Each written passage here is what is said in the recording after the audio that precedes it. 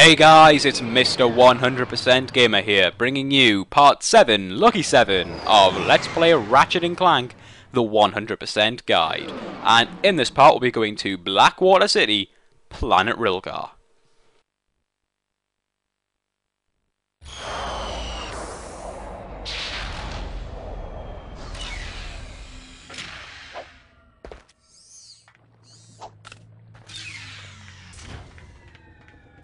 All roads lead to Rilgar. Oh yeah, first time. Suck it, Iridia.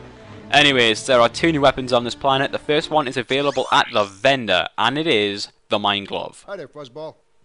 Now he has some great bargains for us every day, any day, but not today. 7,500, same price as the Glove of Doom. The Mine Glove is not a good weapon, and that is why you probably don't recognise it reappearing in the series as much as any other weapon, such as even the Suck Cannon or the Walloper. It really isn't a good weapon. I use it less than the Walloper. The Walloper has some good uses, it's got some areas which it's quite good with. Mine Glove, I've never actually found that weapon to be any good anywhere, so really that's just a weapon to buy just to get all the weapons. It's not one to use, to be honest. Two new enemies were in that room. I'll mention about the story as to why they're there in a second, but they are the Mist Troopers and the Mist Tanks. And for some reason, you know, if I was Drek and, you know, if I was the game programmers, if I was Insomniac and I wanted to throw some enemies into a game, I wanted, like, oh, let's give these guys a test, let's try and kill these guys. So what we're going to do, what weapons could these guys have? Bullets? Nah, that's too easy. Flamethrowers? It's been done. Electricity. Do you really expect them to believe that? Okay, well how about, concentrated poisonous mist? That is brilliant, Mr. Cerny. That is brilliant. Brilliant.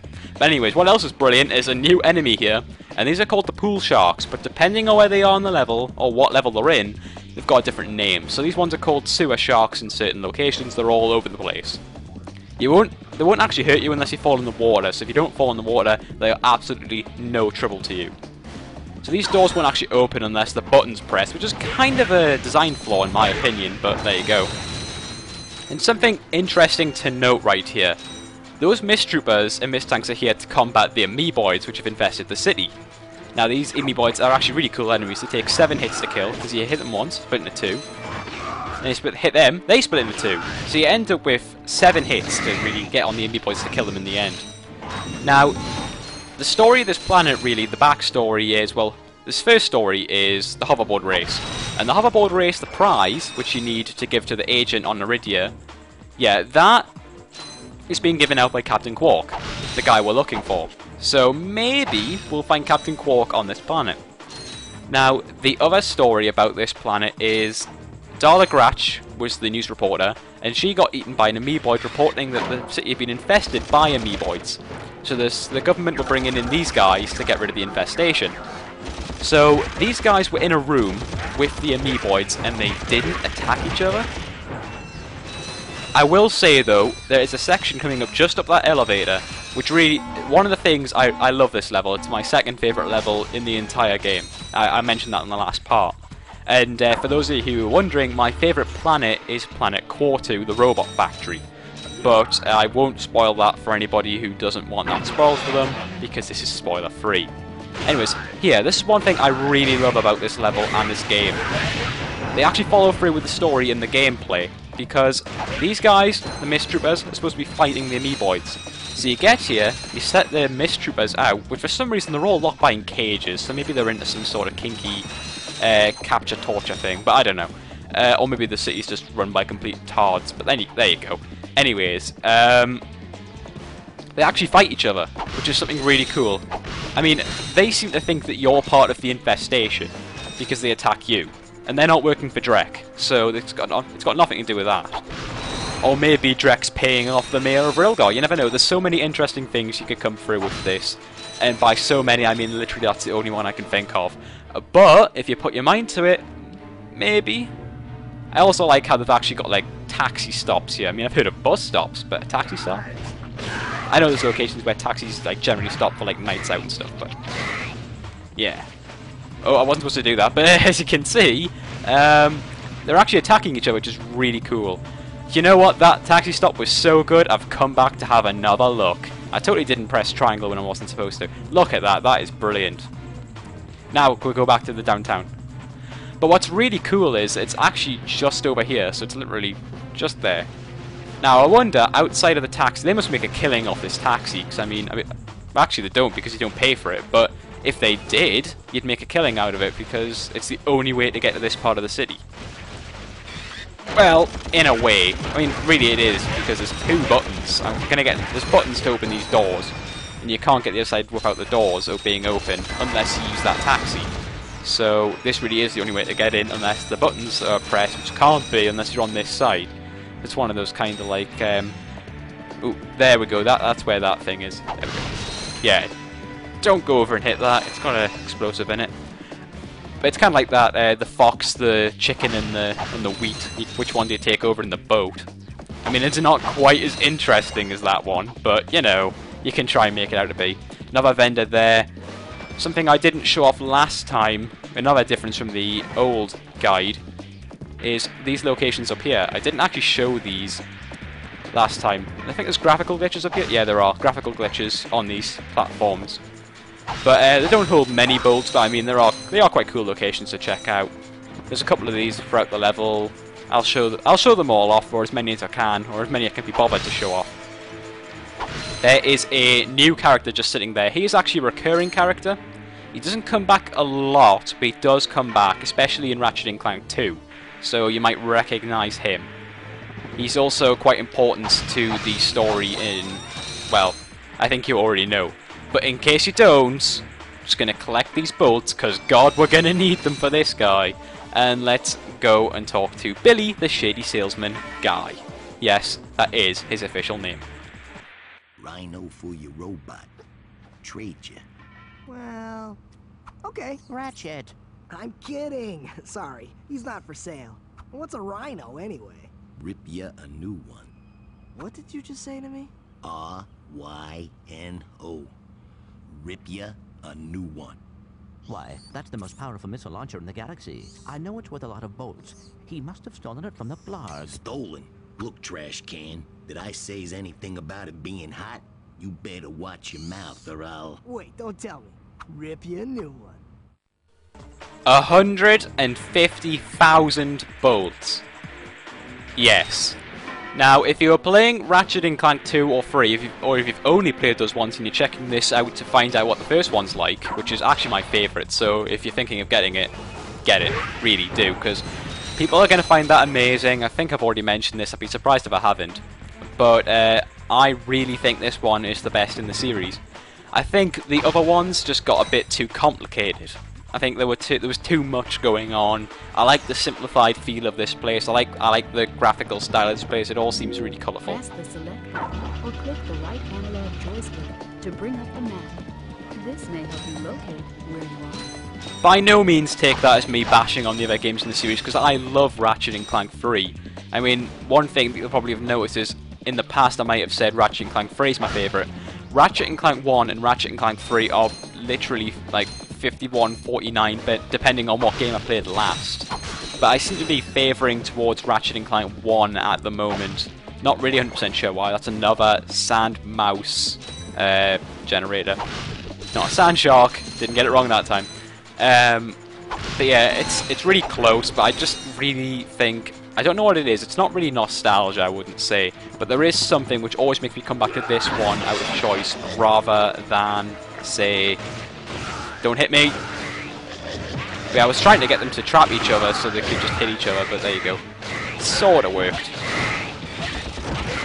Come on. Come on. I mean, these mist troopers will pretty much always win unless you ambush them yourself. But it is quite cool just to stand on the top, which is what I was trying to do. I was trying to get onto these stairs and jump up to watch them just fight each other. But, I mean, it's like, it's pretty cool to watch, and it's another reason why I really like this level. One thing I don't like, because I was just talking about it there, is the number of cave-like areas in this game. I think they have far too much of them. But, you know, it really does kind of diversify. I mean, who would expect this cave-type area underneath a bustling city like Rilgar?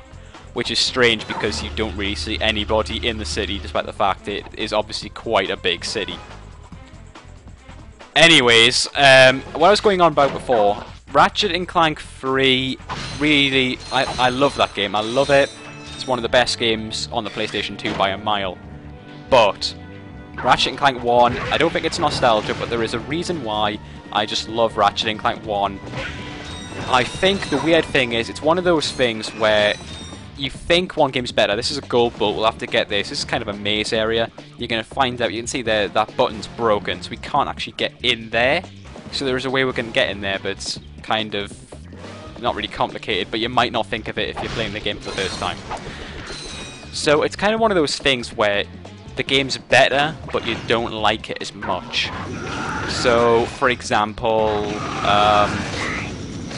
just try and think of it, an example. Well, let's say, just take this game for example.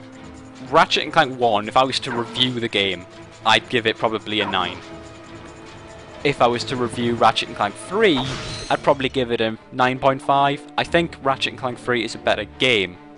But if I had the choice to play Ratchet and Clank 3 or Ratchet and Clank 1, I'd play Ratchet and Clank 1. It's just one of those things. I really don't understand why, but it is just one of those things that I would do. So I don't know if anybody else has anything like that, like there is a game which is quite clearly superior to another game, but you would much rather play the inferior game. So I'm not going to say in any stretch of the imagination that Ratchet and Clank 1 is an inferior game. I'm quite surprised actually, because I wasn't expecting to be able to have like this much discussion, but you know, if you want to join in the discussion, leave me a comment, I'll respond to it in the next part. It's one of the best things really about doing these Let's Plays, is to hear people's opinions. I mean, telling me that it's a nice video and stuff, and woo, is great stuff. And he's fallen behind there. Wow, okay. That must have been a glitch. I didn't see him go in there. But I mean, that's all great and stuff. But the best comments are generally the ones that people like say, "Oh, you could do this," or "My favorite thing is this," or whatever. Because then I can really have a discussion with you, and that's just more fun. But if you do just say "woo, great part" and stuff like that, don't feel bad. You can still say "woo, great part," and I won't feel too offended. Don't worry about that. Just gonna take it. There's actually a skill point involving these tanks that you're gonna want to sort out later. So we'll have to come back a lot later on. That's gonna be like part 20 or something like that. But here we go. We got to jump on here. You see this? It looks a bit narrow, doesn't it? But you can actually walk across it.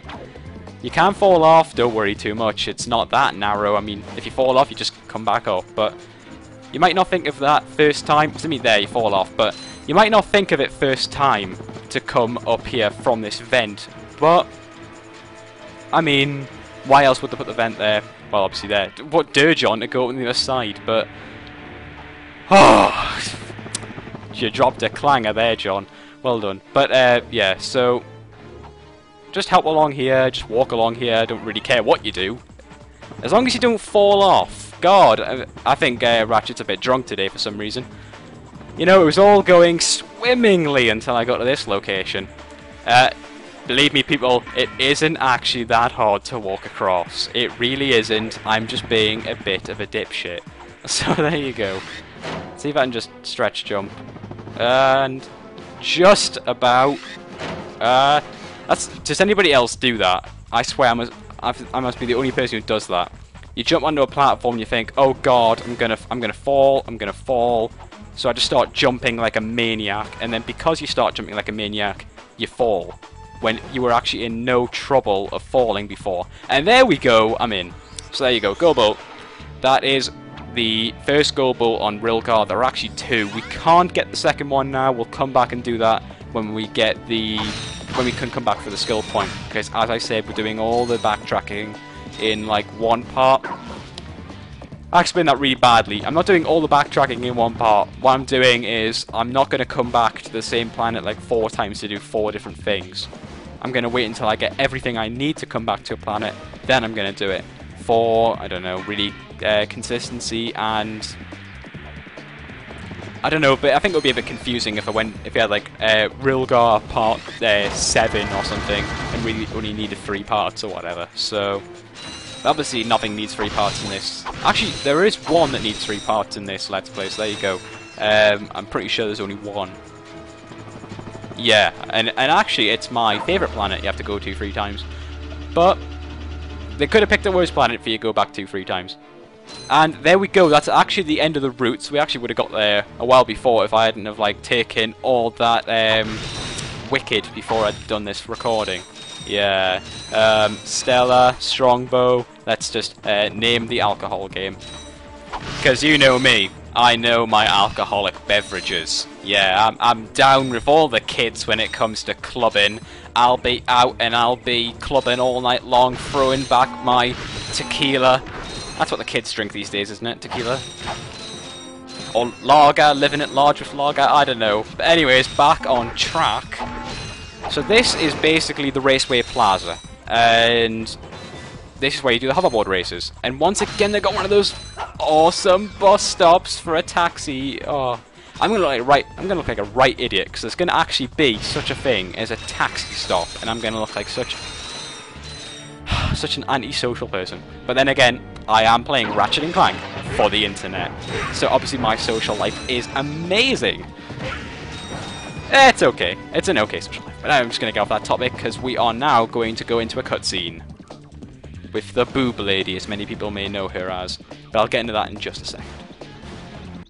Welcome to the HoverCon Intergalactic Hoverboard Competition. Captain Quark's giving away a brand new Platinum Zoomerator to the winner of this competition. A platinum zoomerator. Perhaps that will be the proof of your accomplishments that Skid's agent requires. Wait, do you guys mean Skid McMarks? Yeah, Skid couldn't make it, so we're here to, you know, fill in for him. Guess we'll see about that. Hoverboard race time! So there are 2 skill points to get in this area, so this is going to be quite interesting because I am very rusty on the hoverboard races. I wouldn't be surprised if I actually failed the hoverboard race and didn't even come first here. Now, the 2 skill points. One is called Speedy, and you need to beat the hoverboard race in under 1 minute 35 if you're in the NTSC regions, 1 minute 36 if you're in the PAL regions, and the reason for that is the frame rate difference. So that one is actually quite difficult. I wouldn't say it's the more difficult of the 2, but many people seem to have a problem with that one and not the next one. I don't know why, but that seems to be for whatever reason, that seems to be the most troublesome for people. I generally just don't find the speedy one too difficult, but then again, you'll just watch, I'm going to fail it. Because for some reason, even though I don't do anything different, I never pass the hoverboard race and get the skill point for it the first time I do it, when I'm actually in the proper race to win the Platinum Zoomerator. And the Platinum Zoomerator will allow you to do tricks, and you can only get the second skill point once you've got the Platinum Zoomerator, so that one's called Tricky, and it involves doing a move called a Twisty McMarks, and that is actually a really difficult move to pull off. I don't know why it's difficult, because you can just check the button combination, and it shouldn't be that difficult, but for some reason, half the time it doesn't work. So, hoverboard sections, I actually really like these, but many people aren't really a fan of them. Not 100% sure why. Am I going to do it first time? Come on, come on, come on, come on, come on! Yes! Hi folks, Captain Quark here. It is my distinct pleasure to introduce this year's HoverCon Intergalactic Champions. Let's give it up for newcomers, Ratchet and Clank. Hey, look, that's us. Today's winners will take home a brand new professional-grade Model T15 Platinum Zoomerator. Manufactured by Gadgetron, this hoverboard drive delivers more lift, speed, and maneuverability than any other anti-grav device on the market. Well, folks, that's all the time we have. Tonight, remember to set your infobots to the Quark Classic channel for tonight's episode of Dogfight Over Death Canyon, starring yours truly. Thank you, and have a Quark-tastic day. Oh, fuck yeah! 4 milliseconds! Get in. The fastest I've ever done that is with, You 2. now have a Zoomerator. You can convert tricks to turbo. Press the square button to use turbo. Not 2 milliseconds, but with, 1 minute 32. That's the fastest I've ever done that race. I can't believe I did that first time. Now here we go. This is the jump you want to get to do the trick. So you want to hold left or right, and then hit every single shoulder button once. Now you see, you may pull off different moves, you're not the ones you don't want to pull off. It is a quite tricky one to do, and you probably will just see a montage of me failing at the trick, because that is pretty much what's going to happen. Because I find Tricky to be a lot more difficult than Speedy. Obviously, because I did Speedy first time, but If you're having a trouble with that, just follow the route that I do for Speedy, because I think that is probably the fastest route you're going to get by jumping these corners and stuff. Obviously not hitting the pole, but there you go. So you want to come up here, hold left or right, and then all the shoulder buttons, one at a time, and this time I did a double dollar, so really, I'm not sure how it works, because I always press all the buttons, and I've checked the button combos, and you do the button combos, and sometimes they throw up different moves, so there you go. At this point, if I probably fail the next time, I'm probably just going to start doing a montage of all the fails. But there you go. So, there's actually a trick to get onto this by just walking the hoverboard track. So, I'll show you that much later on, but right now it's not important. So let's try this again. Oh, there we go! I did it! Oh, I am on the fucking ball today. There we go, and that is the skill point. We're just going to exit the race now. Oh, oh my god. Oh my god. You know, I could have looked so fucking awesome doing that, doing a tricky skill point third time and doing Speedy first time, but then I go and fall off that that narrow walkway for the gold bolt twice, or was it 3 times? What the hell? I've weird mood today. Back to the taxi stop. So we're going to do the second route now, and the second route is a lot easier. There's no skill points on this route. There's Return of the Swing Shot though, and also remember the Hydro Displacer from the last part? Yeah, that's going to come into play right here. We're going to have some water puzzles with the Insta Drains and the Insta Faucets. Love that word! Why do I love that word so much? That faucet. You know where the faucet is? It's in the bathroom. Some people are going to get that. That is a reference to a very popular Let's Player. That's another Let's Player, like Scottish Duck, how I mentioned about Scottish Duck, who I think he's quite good. He does some good Let's Plays, but then a lot of these Let's Plays I just don't really pay attention to, because there are some people who can make a game I generally don't think I'm interested in and actually make me interested in them. And then there's some who just can't do that. And not knocking Scottish Duck at all, because he actually did get me into the Yakuza series.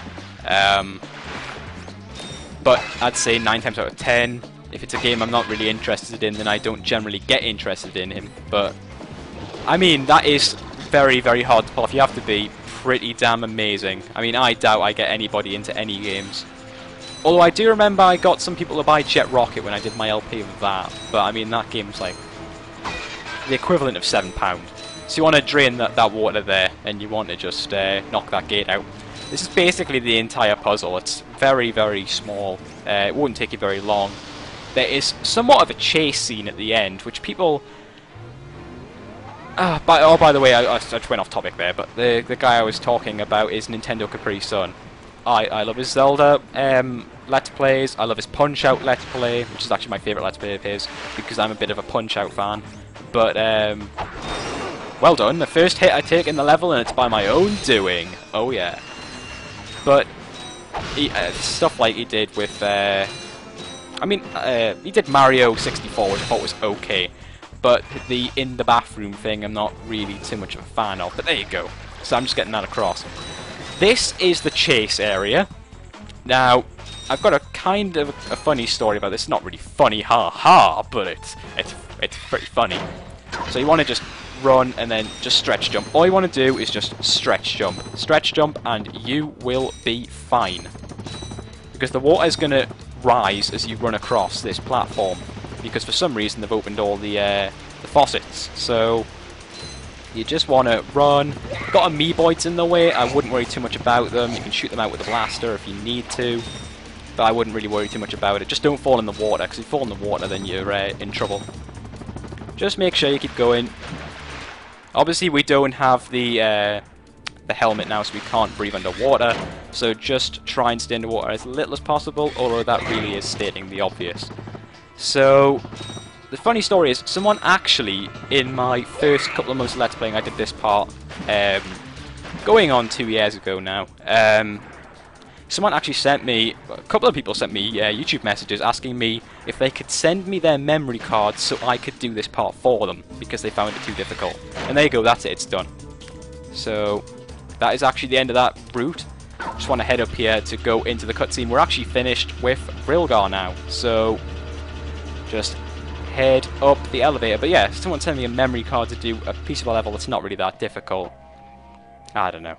But there we go, that's the end of Rilgar. You want to just go to the bouncer and pay him off, because you grease the hinges, the door opens to finish the level. Hey, press conference is over. Captain Quark don't want no more reporters bugging him in his trailer. Oh, you see, my friend and I need to speak to the captain about a matter of galactic security. You mean you and your walking camera? You paparazzi make me sick. Now beat it! But, sir, I'm sure the Captain Quark will understand once we... Now, save it. I know how it works. You convince me to let you in, you snap a picture of the captain in his underpants, then you sell a picture to the info tabloid for $1 million bolts! You've got it all wrong! Meanwhile, I'm stuck here making 6 bolts an hour, and I have to listen to a lecture from that cheapskate Quark. So you don't get in unless I get a kickback. In advance. So there you go, 4,000 bullets, you should have that easily. Even if you buy the 2 weapons at the start of the level, you should have that easily. You see how it works? You grease the hinges, the door opens. Captain Quark? What's that? It's Ratchet and Clank, Captain. You know, from the Oh, yes, I know who you are. You do? Yes, and thank the galaxy you found me. Huh? There's an awful plot being hatched to destroy our planets. Ratchet, he knows. Great. Does that mean we can go hoverboarding now? My friends, we're all in grave danger, and I believe that together we can put a stop to this madness. Together? You mean you want our help? Look, Ratchet, I've been keeping an eye on you. I've never seen anyone with such raw talent. You are a true hero in the making. Really? You mean I could be famous? Oh, absolutely. Oh, here, take this. What makes one man toil in obscurity while another becomes a hero? Is it strength, compassion, determination, or just pure blind luck? Wise men through the ages have struggled with that very question, but Captain Quark knows the secret. That's why he's been able to defeat more despots, rescue more damsels in distress, and save more civilizations than any other hero in the galaxy. Now is your opportunity to see if you've got the stuff heroes are made of. This infobot contains coordinates to Quark's secret base. Can you quickly conquer Quark's killer cannonade of confounded contraptions? Can you quickly Oh, just make your way through the defenses to the center of the base. Prove yourself, learn the secret, and earn your place in galactic history. Consult your doctor before attempting any strenuous exercise. Not responsible for death or dismemberment. Your results may vary.